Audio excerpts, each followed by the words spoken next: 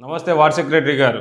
Hello, నమస్తే sir. మీ area రిపోర్టులు చూశాను. ప్రతి వారం మీరు 4-5 జీవీపీలు క్లియర్ చేస్తున్నారు. మా వీధులన్నీ అద్దంలా మెరిసిపోతున్నాయి సార్. అంత మెరిస్తే అక్కడ చెత్త కుప్పలు మళ్ళీ ఎందుకు వస్తున్నాయి? అయ్యో, అదేం లేదు సార్, చాలా క్లీన్గానే ఉంటున్నాయే. మీ ఏరియా రిపోర్ట్స్ ఉన్నాయి, పంపమంటారా? సరే సార్, సరే పంపండి సార్, రిపోర్ట్స్ పంపండి. ఇప్పుడు కూడా మీరు ఆ చెత్త కుప్పల దగ్గరే ఉన్నారు. సారీ సార్, చాలా ప్రయత్నిస్తూనే ఉన్నాను సార్. ఎప్పటికప్పుడు చెత్త కుప్పలు ఎత్తిస్తూనే ఉన్నాను సార్, అయినా పెరుగుతూనే ఉన్నాయి సార్. ఏం చేయాలో అర్థం కావట్లేదు సార్. మీరు ప్రయత్నిస్తున్నారు, కానీ స్మార్ట్గా ఆలోచించండి. మీరు కేవలం పర్యవేక్షకుడు కాదు, మీరు డిటెక్టివ్. జీవీపీ ఎందుకు వస్తున్నాయో తెలుసుకోండి. ఈ ప్రాబ్లమ్ని పర్మనెంట్ సొల్యూషన్ చూడండి అయ్యా. సరే సార్, అంటే ఇప్పుడు జనాల్లోకి వెళ్ళి చెత్త ఎందుకు వేస్తున్నారో తెలుసుకోమంటారా? అవును, మీరు ప్రజల్లోకి వెళ్ళి చూడండి, ట్రాన్సిట్ వాక్ చేయండి. ఉదయం మధ్యాహ్నం వెళ్ళి చూడండి ఎక్కడ చెత్త వేస్తున్నారు, ఎందుకు వేస్తున్నారు. వాట్సాప్ ఫిర్యాదులు పరిశీలించండి. నాకు జీవీపీ క్లీన్ చేసే డేటా కాదు, అసలు జీవీపీలు ఎందుకు వస్తున్నాయో కావాలి.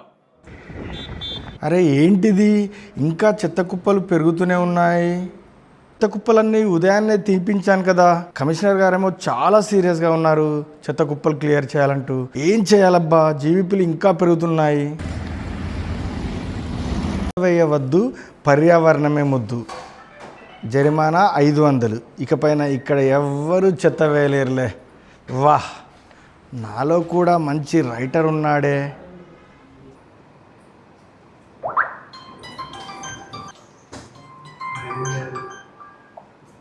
సార్ నమస్తే సార్. మీరు జరిమానా బోర్డు పెట్టారు కదా, అక్కడ అంతా చెత్త కుప్ప పేరుకుపోయింది సార్. అవునా? అందరూ అక్కడే చెత్త వేస్తున్నారు. అదేంటి, ఆల్రెడీ అక్కడ సైన్ బోర్డు పెట్టించానే, అయినా చెత్త కుప్పలు ఉన్నాయా? ఒకసారి మీరు వచ్చి చూడండి. సరే, ఒకసారి వచ్చి చూస్తాను. ఉంటాను సార్. ఓకే అండి. అరే ఇదేంటి, ఏం చేయాలి? వార్నింగ్ బోర్డు పెట్టాక కూడా ఇంకా చెత్త ఎందుకు వేస్తున్నారు? ఒకసారి వెళ్ళి చూడాల్సిందే. ఏంటి, ఉదయాన్నే కదా అంతా క్లీన్ చేయించింది, ఆల్రెడీ బోర్డు కూడా పెట్టించాను. ఎంత చెప్పినా చెత్త వేస్తున్నారే. జీవీపీలు ఇంకా పెరుగుతూనే ఉన్నాయి. కమిషనర్ గారేమో చాలా సీరియస్గా ఉన్నారు. ఏం చేస్తే పరిష్కారం అవుతుందబ్బా ఈ సమస్యకు? ఏ బాబు బాబు ఆగు, ఏంటది, ఏం చేయబోతున్నావు? చెత్త ఇక్కడ చెత్త వేయదండి, అక్కడ బోర్డు పెట్టాను, వార్నింగ్ బోర్డు కూడా పెట్టాను, అయినా చెత్త వేస్తున్నారేంటి? ఆ బోర్డు పెట్టింది తర్వాతే ఇక్కడ చెత్త వేస్తున్నాం. మీ వాటికి చెత్త బండి వస్తుందిగా? వస్తుంది సార్, కానీ అది ఏ టైంకి వస్తుంది? 10ంటికి వస్తుంది, 10:30కి వస్తుంది, 12ంటికి వస్తుంది. నా ఆఫీస్ 8కి, నేను 8 కల్లా ఆఫీస్లో ఉండాలి. చెత్త బండి కోసం నేను వెయిట్ చేయలేను కదా. రేపటి నుంచి మీ వాటికి ఉదయం 6 గంటలకే చెత్త బండి పంపిస్తాను. ఇకపైన ఇక్కడ కూడా బయట వేయకూడదు, చెత్త బండికే ఇవ్వాలి, సరేనా? సరే సార్, మీరు పంపించండి, మేము ఖచ్చితంగా చెత్త బండికే ఇస్తాం. ఓ పెద్దయ్య, కాస్తాగు. సార్ పెద్దయ్య, ఏంటి అక్కడ రోడ్డుపై చెత్త వేస్తున్నావు? చెత్త బండి వస్తుంది కదా మరి, ఏడు ఏళ్ళ మీద రాకపోతే ఏడు చేస్తాం బాబు. మీ ఈ గల్లీకి టైంకి వస్తుందిగా. 7 గంటలకు రాదు, 6 గంటలకు పోతుంది. అలాగే పైన పోసేస్తాం, ఏడు చేస్తాం. రేపటి నుంచి కరెక్ట్ టైంకి పంపిస్తాంలే. ఇకపైన అక్కడ చెత్త బయట పడేయకు, బండికే ఇవ్వు, ఓకేనా? సరిగా టైంకి పోతే చేస్తాం. రేపటి నుంచి సరైన టైంకి పంపిస్తాను. అలాగే చేయండి. కొద్దిగా ఉండండమ్మా.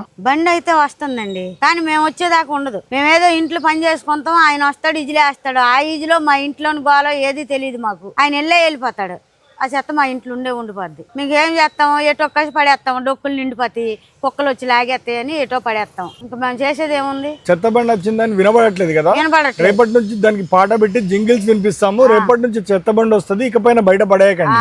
ఉదయం 6 గంటలకి మీ వీధికి చెత్త బండి వస్తుంది, సరేనా అమ్మా? ఇకపై చెత్త బయట పడేయకండి. అద్భుతమయ్యా, మీరు ఇలా ప్రజల్లోకి వెళ్ళి వాళ్ళ సమస్యలు తెలుసుకోవడం చాలా మంచిది. కానీ వీటికి పరిష్కారం ఎలా? సార్, నేను జీవీపీ దగ్గర పెట్టిన వార్నింగ్ బోర్డు పనిచేయట్లేదు సార్, ఇంకా అక్కడే చెత్త వేస్తున్నారు. కానీ మీరు చెప్పిన సలహా వల్ల నేను మార్నింగ్ వాక్ చేశాక అర్థమైంది ఏంటంటే, అసలైన సమస్య డోర్ టు డోర్ కలెక్షన్లోనే ఉందని తెలిసింది. సో వాళ్ళతో మాట్లాడగా తెలిసిన విషయాలు ఏంటంటే, అక్కడ ఎక్కువగా ఉద్యోగస్తులు ఉంటున్నారు, వాళ్ళు 8 గంటలకల్లా ఇళ్ళని వీడి వెళ్తున్నారు. తర్వాత ఎవరైతే వంటింట్లో పని చేసుకునే ఆడవాళ్లకు మన వెహికల్ జింగిల్ వినబడట్లేదు.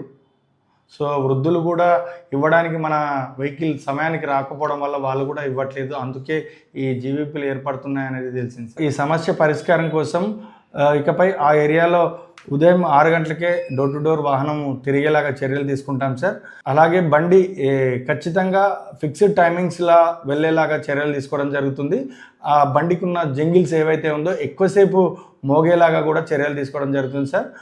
వీలైతే వాట్సాప్ ద్వారా కూడా వాళ్ళకి సమాచారం అందించి ఇకపై జీవీపీలు లేకుండా చర్యలు తీసుకుంటాం సార్. బ్రిలియంట్. మీరు జీవీపీఎల్కి పర్మనెంట్ సొల్యూషన్ తెలుసుకున్నారు. ఇదయ్యా నిజమైన వార్డ్ సెక్రటరీ ఒక పాత్ర. స్వచ్ఛత మన పండుగ, స్వచ్ఛతే మన గమ్యం, స్వచ్ఛోత్సవం ఇదే మన సంకల్పం, స్వచ్ఛాంధ్రనే మన గమ్యం.